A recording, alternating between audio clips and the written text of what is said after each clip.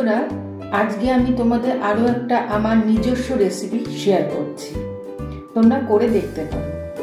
রেসিপিটার নাম garlic prawn কারি, অর্থাৎ রসুন চিংড়ি মাছ দিয়ে একটা তরকারির মতন। তো এখানে আমার মোট 20টা মতন একটা এরকম চিংড়ি মাছ নিয়েছি, একটু মাঝারির থেকে একটু বড়, বা খুব বড়ও না। আর 4টে আলু নিয়েছি ছোট ছোট, এরকম করে কেটে আমি ভেজে রেখেছি। দুটোই কিন্তু আমি ভেজে রেখেছি। আর তোমাদের একটা জিনিস দেখাচ্ছি, মাথাটা বাদ দিয়েছি। আর এখানে আমি টুথপিক দিয়েছি। আর পেছনে যেরকম জানো তোমরা কালো সুতো থাকে, আমি সুতোটা ছাড়িয়ে দিয়েছি। আর কিছুটা অংশ আমি পেছনে বাদ দিয়েছি, খোলাটা কিছুটা রেখে দিয়েছি। টুথপিক দেওয়ার অর্থই হচ্ছে, দেখবে বড় বড় বিয়ে বাড়িতে বড় বড় মাছের ক্ষেত্রে হয়ে থাকে, জিনিসটা কুকুরে যাবে না, সোজা থাকবে, সেজন্য আমি টুথপিক দিয়েছি। যেহেতু রান্নাটির নামই হচ্ছে গার্লিক প্রন কারি, তাই গার্লিক মানে রসুনের ভাগটা সর্বদাই বেশি থাকবে। আমরা যারা রসুন খেতে ভালোবাসি তাদের জন্য তো খুবই ভালো। যারা খুব একটাও পছন্দ করি না অথচ রান্নাটা করতে মানে চাইছো, তারা অল্প রসুন দেবে, তবে চেষ্টা করবে একটু বেশি দিতে। আর খুব ভালো করে নাড়বে, তাতে রসুনের কাঁচা গন্ধটাও থাকবে না। এখানে আমি প্রায় বড় বড় 14 কোয়া রসুন নিয়েছি, তার সঙ্গে 4টে কাঁচা লঙ্কা দিয়ে আর একটা ছোট টমেটো দিয়ে আমি পেস্ট করেছি। এখানে আমি বড় চামচের 4 চামচ সয়া সস এবং টমেটো কেচাপ দুটো মিক্সড করে সামান্য জল দিয়ে একটু পাতলা করে রেখেছি। যেহেতু সয়া সস দিচ্ছি, সয়া সস যে কোনো সসে তোমরা জানো নুনের মাত্রাটা বেশি থাকে, তাই অবশ্যই ভেবে চিন্তে কিন্তু নুন দেবে। এখানে আমি কড়াই আগেই তেল দিয়ে নুন দিয়ে চিংড়ি মাছ আলু ভেজে রেখেছিলাম। তেলের মধ্যে চিংড়ির গন্ধটাও রয়েছে, খুবই সুন্দর লাগছে। তোমরা যদি নিজেরা বাড়িতে করো বলতে মানে বুঝতে পারবে। এটা অবশ্যই বাদাম তেলে করবো, সর্ষের তেলে নয়। এবার আমি যেটা করব, খুব সোজা রান্না, খুব হালকাও হয়। এখানে গোটা গরম মশলাকে আমি গুঁড়িয়ে নিয়েছি। তোমরা চাইলে গুঁড়ো গরম মশলা দিতে পারো, কিন্তু গোটা গরম মশলা একটুখানি শুকনো খোলায় যদি ভেজে নাও, তারপর গুঁড়িয়ে রাখো, আমি রাখি, তার টেস্ট কিন্তু ভীষণ ভালো হয়। তো আমি এখানে প্রথমেই যেটা দিচ্ছি, খুব অল্প করে একটু গরম মশলা দিয়ে দিচ্ছি।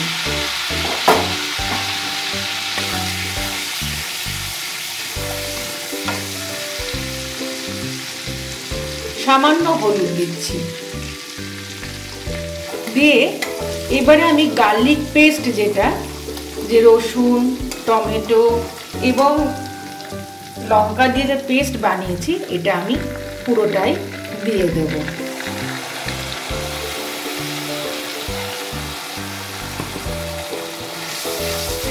দিয়ে খুব ভালো করে আমি নাড়বো। রসুনের বা যে কোনো কাঁচা মশলার গন্ধ আমরা যারা রান্না করি তারা কিন্তু জানি। যদি কেউ নতুন রান্না করছো তাদের জেনে রাখো যে কোনো মশলার একটা কাঁচা গন্ধ থাকে, সেটা এরকম ভালো করে নাড়তে নাড়তে কিন্তু গন্ধটা চলে যায়। তো যেহেতু রসুনের ভাগটা অনেকটা, তাই আমি খুব ভালো করে এটাকে একটু নাড়ছি যাতে রসুনের কাঁচা গন্ধটাও চলে যায়। এবারে আমি ভেজে রাখা চিংড়ি মাছ আর আলুটা দিয়ে দেব। খুব সোজা রান্না, তোমরা চাইলে বাড়িতে একদিন করতেই পারো।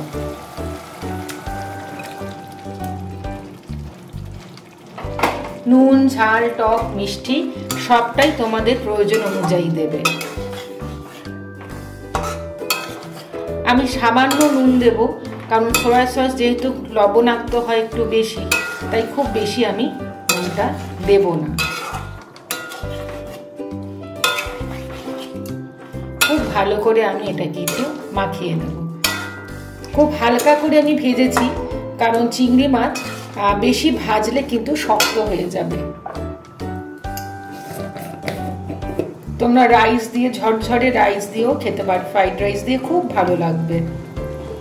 আমি এইটুকুই নুন দিচ্ছি, কারণ নুন দিয়ে আমার আগে অলরেডি ভাজা হয়েছে।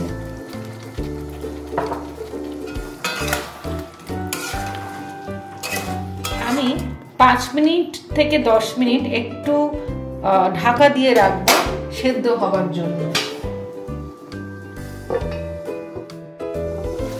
আমার 7 মিনিট হয়ে গেছে। আমি এসে মাঝখানে একটু নাড়িয়েও দিয়েছিলাম, দেখো জুসটা কিন্তু একটু বেরিয়েছে। আর চিংড়ি আলু মোটামুটি সেদ্ধ হয়ে গেছে। এবারে যেটা আমি করব, সয়া সস এবং টমেটো কেচাপ এখানে দিয়ে দিচ্ছি। খুব সোজা রান্না, বাড়িতে অবশ্যই বানিয়ে করো, আমাকে বলো তোমাদের কেমন লেগেছে। ছুটির দিনে বাড়িতে তাড়াতাড়ি হয়েও যাবে। একটু ঝরঝরে পোলাও কিংবা ফ্রাইড রাইস দিয়ে বা নর্মাল ভাত দিয়েও বা গোবিন্দভোগ চালের ভাত দিয়েও খুব ভালো যাবে।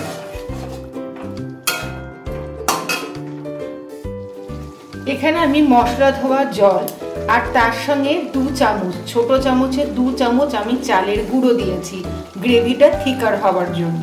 তোমরা চাইলে কর্নফ্লাওয়ার দিতে পারো, ময়দা দিতে পারো, চাল বাটাও দিতে পারো। তোমরা জানো আমি মোস্ট অফ দ্য টাইম আমি কি করি, চালের গুঁড়োটা রেখে দিই, গুঁড়িয়ে সেটা আমি দিয়ে দিই, তাতে খেতেও টেস্টি হয় আর গ্রেভিটাও অনেকটা ঠিক হয়ে যায়। এটা এখন আমি এবার দিয়ে দিচ্ছি।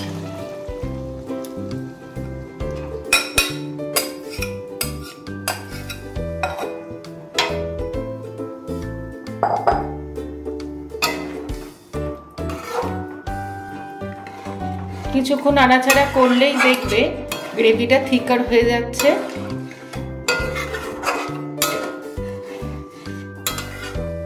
গ্যাসটাকে আমি এতক্ষণে কম করে দিয়েছিলাম, এবার আমি এটাকে বাড়িয়ে দিচ্ছি, ওটা একটু ফুটবে। আমি এইটুকু ধনেপাতা দিচ্ছি, কিন্তু ধনেপাতাটা আমি ওপরে দেব না, এটাকে আমি মিশিয়ে দেব।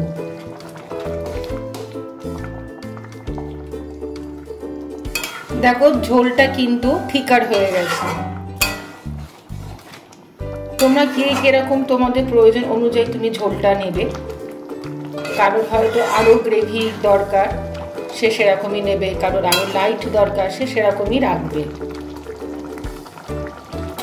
সবার শেষে যেটা করব, আমার মোটামুটি রান্না কিন্তু কমপ্লিট।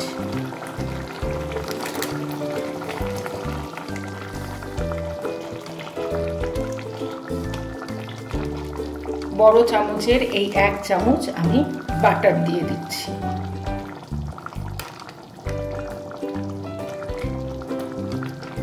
দিয়ে আমি ঢেকে দেবো এবং সার্ভ করে দেবো। তৈরি হয়ে গেছে আমার গার্লিক প্রন কারি। তৈরি হয়ে গেছে আমার গার্লিক প্রন কারি। তোমাদের বললো কেমন লাগলো একটু বলো আমাকে। আমি চেষ্টা করেছি খুব সহজভাবে দেখাতে। অবশ্যই তোমরা কমেন্ট বক্সে জানিও তোমাদের কেমন লেগেছে।